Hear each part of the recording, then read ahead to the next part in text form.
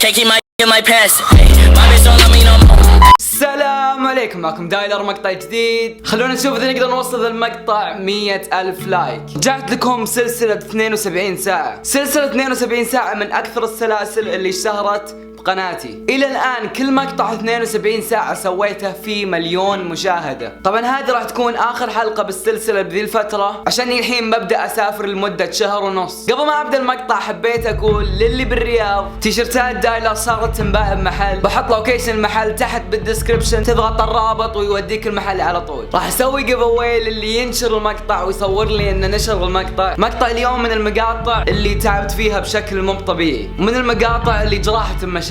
انا اليوم قررت اني ما استخدم رجليني لمدة 72 ساعة وبس. خلوكم مع المقطع. صباح الخير. طبعا اليوم اول يوم بالكرسي.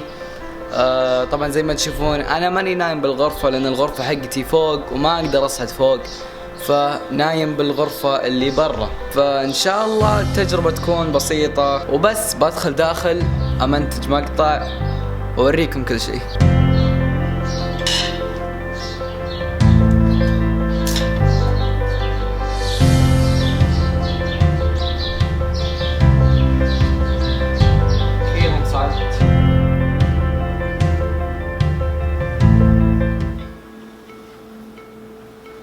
معلومة بسيطة، جدي الله يرحمه قبل 8 سنين كان ينام بنفس الغرفة هذه. طبعا هذه الغرفة ما كانت كذا، كانت غرفة نوم عادية. جدي الله يرحمه كان يقعد بنفس الكرسي هذا بالضبط. كل صراحة توقعت التجربة تكون أسهل من كذا، لكن والله أنها صعبة بشكل مو طبيعي. وغير كذا يديني تعبوا. طبعا زي ما تشوفون جبت كم شيء أحتاجه، اللي هي مخدة وغطاء، لابتوبي عشان امنتج، حصيصة لازم حصيصة، وجبت شنطة زيادة مليانة اغراض، وبس هذا اللي احتاجه. يعني بكل صراحة قاعد العب سوني لان ما في شيء اسويه بالضبط، نقعد نلعب لما يأذن.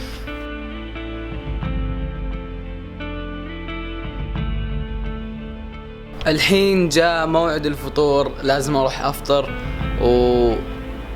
وارجع هنا. ما عندي شيء اسويه.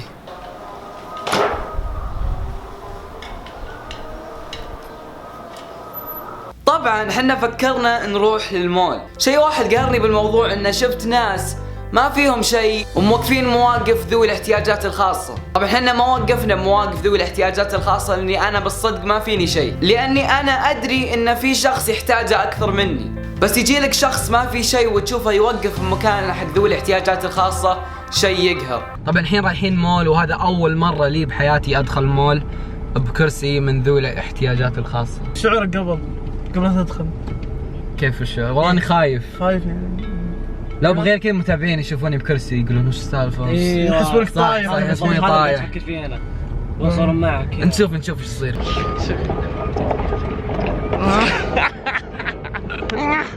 غير كذا اليوم نبغى نشوف اذا المولات عندهم شو اسمه يخدمون ذوي الاحتياجات الخاصة او لا. ايه زي الحين قاعد نمشي نص ساعة كله رصيف. كله رصيف. بدر كيف الوضع معك؟ الناس ينظروني كأنك شخص مفصل من جد. كل صراحة لما كنت بالكرسي كنت اتلقى نظرات من كل الناس، مو بس بحكم اني دايلر، لكن الناس تطالع لاي شخص قاعد بكرسي. والله صدق تتلقى نظرات من كل الناس. مرات ضيقة، مرات مرة ضيقة. شوف شلون قاعد احاول امشي. بالرياض قاعدين. للاسف هذا المحل غير مهيأ. من جد المحل غير مهيأ جدا. اوكي حنا دخلنا المول ورحنا لاكثر من محل. في محلات مو مهيئة لذوي الاحتياجات الخاصة، لكن بكل صراحة شيء اسعدني هو ان اللي يشتغلون يساعدونك، يسألونك تبغى شيء، تبغى اجيب لك شيء. هذا الشيء بكل صراحة اسعدني وحاط ابتسامة في وجهي.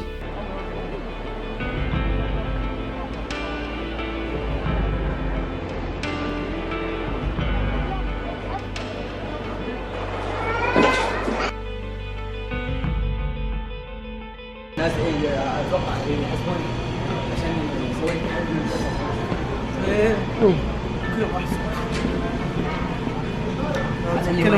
بعدين مات. لا كورة كذا بدون.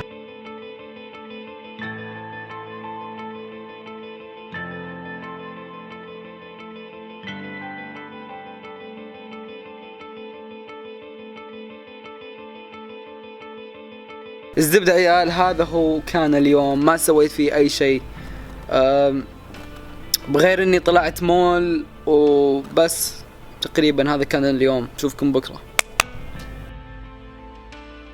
انا خلاص ما اقدر اكمل، بكل صراحة انا خلاص ما اقدر اكمل ابدا ابدا ابدا. تخيلوا الحين الساعة 6 الصباح وامس نايم الساعة يمكن 2. تخيلوا قمت من النوم وما احس بجسمي ابدا، احس بألم بكل جسمي لاني انا انسان اتحرك واجد، وامس ما تحركت ابدا ابدا ابدا، كنت قاعد بكرسي. اتمنى عجبكم المقطع والتجربة. قبل ما انهي المقطع حبيت اقول الله يشفي الجميع، والله مقطع اليوم اصعب واتعب المقاطع اللي صورتها، ما اقول غير الحمد لله على الصحة والعافية. وبس هذا كان مقطع اليوم، اتمنى عجبكم، انشروا بكل مكان، واذا انت مو مشترك بالقناة اشترك، وبس لا تنسوا سبسكرايب ولايك الفيفوريت. كان معكم دايل راب لذيذ، سلام.